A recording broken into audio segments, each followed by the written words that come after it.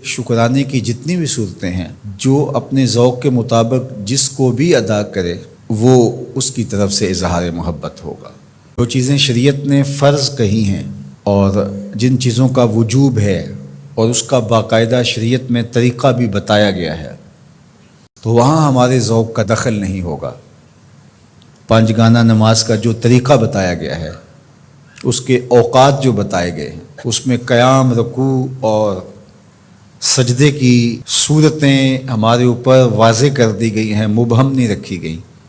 تو اس میں ہم اپنے ذوق کا مظاہرہ نہیں کر سکتے کہ نہیں ہم نماز اس طرح پڑھیں گے، ہمارا ذوق اس طرح کا ہے۔ وضو میں میرا ذوق یہ ہے کہ میں پاؤں پہلے دھوؤں گا اور باقی اعضاء بعد میں دھوؤں گا، ایسا نہیں ہے، وہ شریعت نے ہمارے اوپر واضح کر دیا۔ لیکن جن امور کے اندر شریعت نے ہمیں کوئی اس طرح کی پابندی نہیں لگائی،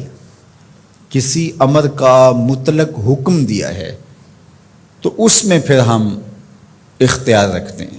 جس طرح حضور علیہ السلام پر درود پڑھنے کا حکم دیا گیا ہے، سلام پیش کرنے کا حکم دیا گیا ہے، تو اس میں آپ جس طرح بھی حضور علیہ السلام پر درود پڑھیں، جس ہیئت میں بھی درود پڑھیں، کھڑے ہو کے پڑھیں، بیٹھ کے پڑھیں، درود کے کلمات، درود کے الفاظ،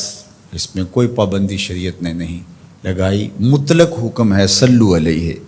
وسلموا تسلیما،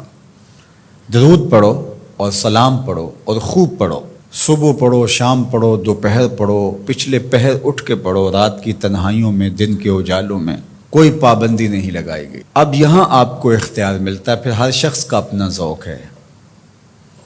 کوئی تنہائی میں بیٹھ کے درود پڑھتا ہے اور کوئی اجتماعی طور پہ درود پڑھتا ہے، کوئی بچوں میں بیٹھ کے درود کی مجلس سجا لیتا ہے، تو یہ آپ کا اختیار ہے۔ اسی طرح فَلْيَفْرَحُوا کہ خوشی کا اظہار کرو، تو اس میں آپ کا اختیار ہے۔ آپ 12 ربیع الاول کے دن صدقہ و خیرات کیے جا رہے ہیں، 12 کو نہیں کرتے، 13 کو کرتے ہیں، 11 کو کرتے ہیں، 8 کو کرتے ہیں، کسی اور مہینے میں کرتے ہیں، حضور کے آنے پر آپ کو خوشی ہے، اس کا شکرانہ ادا کرتے ہیں، اللہ کا شکر بجا لاتے ہیں، قولاً، عملاً، رویتاً، نوافل ادا کیے جا رہے ہیں، روزہ رکھتے ہیں، حضور علیہ السلام نے خود روزہ رکھا پیر کے دن۔ تو اگر کوئی شخص سارے طریق مسرت کے اختیار کر لے، خوشیوں کے سارے رنگ اختیار کر لے، تو اس میں کیا حرج ہے کہ وہ روزہ بھی رکھے، وہ نوافل بھی پڑھے، وہ صدقہ و خیرات بھی کرے، وہ مٹھائیاں بھی بانٹے، چہرے پر بشاشت کا، فرحت کا، انبساط و کیف و سرور کا اظہار بھی ہو، لبوں پر اللہ کی تقدیس کے ترانے بھی ہوں، محبوب کی نعتیں بھی ہوں، اور ذکر مصطفیٰ کا نور ماحول میں پھیل جائے اور وہ اللہ کا شکر بجا لا رہا ہو اور اس کا رواں رواں بول رہا ہو کہ مجھے حضور کے آنے پہ مسرت ہے، خوشی ہے، تو یہ سارے طریق بھی اختیار کیے جا سکتے۔ ہر شخص کی اپنی کیفیت ہے۔ میں نے کہا اس پہ خام خواہ اتنی ضد بھی نہیں کرنی چاہیے کہ جو میرا ذوق ہے ہر شخص کو ذوق کے مطابق ہی آنا پڑے گا، یہ نہیں ہے۔ جس کا جو ذوق ہے اس ذوق میں وہ اپنی محبت کا اظہار کر سکتا ہے، چونکہ اس میں کشادگی دی گئی ہے، اس میں فرحت کے اظہار کا مختلف انداز ہو سکتا ہے، اور ماضی کے اندر بھی ایسا ہوتا رہا ہے، مختلف بزرگوں نے مختلف طریقے اختیار کیے۔ یہ جو محفل میلاد کا انداز ہے یہ فرحت کا اظہار بھی ہے اور تبلیغ کا ذریعہ بھی ہے۔ علماء نے اس کو اس لیے زیادہ تر اختیار کیا کہ اس سے ساری چیزیں تقریباً اس میں جمع ہو رہی ہوتی ہیں۔ آپ مسجد میں نماز پڑھتے ہیں، پھر شکرانے کے نوافل ادا کرتے ہیں، حضور کا ذکر ہوتا ہے، حضور علیہ السلام کے معجزات کا بیان ہوتا ہے، حضور کے حسن کے تذکرے ہوتے ہیں، حضور کے فضائل، حضور کی سیرت، حضور علیہ السلام کے خصائل اور مدح و ستائش، نظم میں، نثر میں حضور پر سلام، بار بار درود پڑھنا،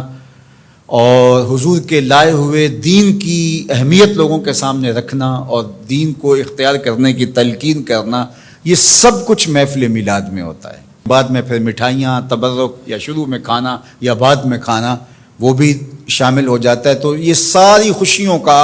اور اظہار کے جتنے بھی سلیقے اور طریقے ہیں ان کا ایک مجموعہ ہے۔ تو اس کو محفل میلاد کہہ دیتے ہیں۔ اگر اس میں کوئی ایسی چیز نہ ہو جو شریعت کے مزاج سے متصادم ہو تو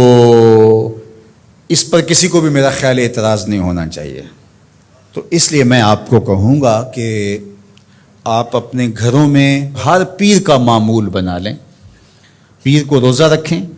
بچوں کو بھی روزہ رکھوائیں۔ جو شوگر کے مریض ہیں میں ان کو زور نہیں دیتا،